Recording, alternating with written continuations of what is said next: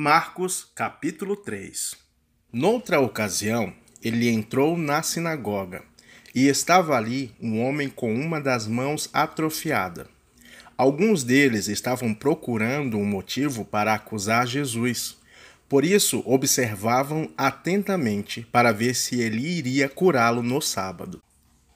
Jesus disse ao homem da mão atrofiada: "Levante-se e venha para o meio." Depois, Jesus lhes perguntou: "O que é permitido fazer no sábado? O bem ou o mal? Salvar a vida ou matar?" Mas eles permaneceram em silêncio. Irado, olhou para os que estavam à sua volta e, profundamente entristecido por causa de seus corações endurecidos, disse ao homem: "Estenda a mão." E ele estendeu a mão e ela foi restaurada. Então os fariseus saíram e começaram a conspirar com os herodianos contra Jesus sobre como poderiam matá-lo. Jesus retirou-se com os seus discípulos para o mar, e uma grande multidão vinda da Galiléia o seguia.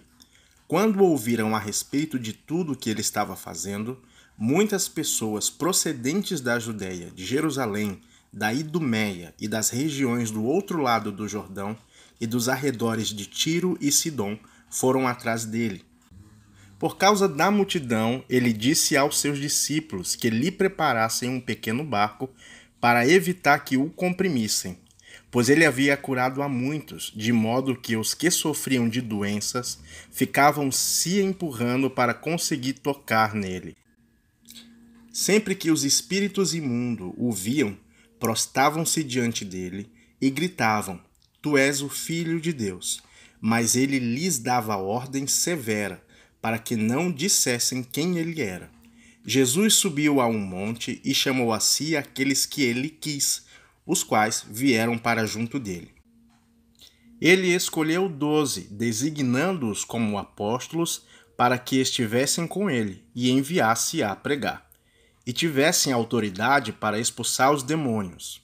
Estes são os 12 que ele escolheu: Simão, a quem deu o nome de Pedro, Tiago, filho de Zebedeu, e João, seu irmão, os quais deu o nome de Boanerges, que significa filhos do trovão, André, Filipe, Bartolomeu, Mateus, Tomé, Tiago, filho de Alfeu, Tadeu, Simão o Zelote e Judas Iscariotes, que o traiu. Então Jesus entrou numa casa, e novamente reuniu-se ali uma multidão, de modo que ele e os seus discípulos não conseguiam nem comer.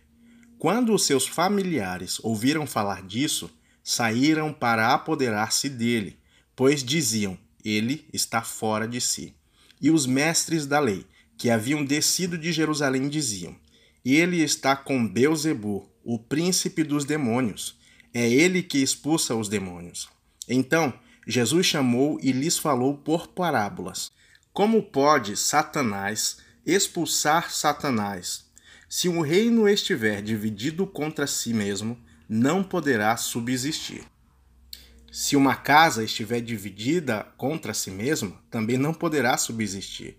E se Satanás se opuser a si mesmo e estiver dividido, não poderá subsistir. Chegou o seu fim.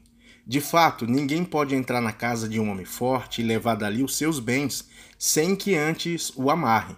Só então poderá roubar a casa dele. Eu lhes asseguro que todos os pecados e as blasfêmias dos homens serão perdoados, mas quem blasfemar contra o Espírito Santo nunca terá perdão. É culpado de pecado eterno." Então chegaram a mãe e os irmãos de Jesus. Ficando do lado de fora, mandaram alguém chamá-lo. Havia muita gente assentada ao seu redor. E lhes disseram: "Tua mãe e os teus irmãos estão lá fora e te procuram." "Quem é minha mãe e quem são os meus irmãos?" perguntou ele.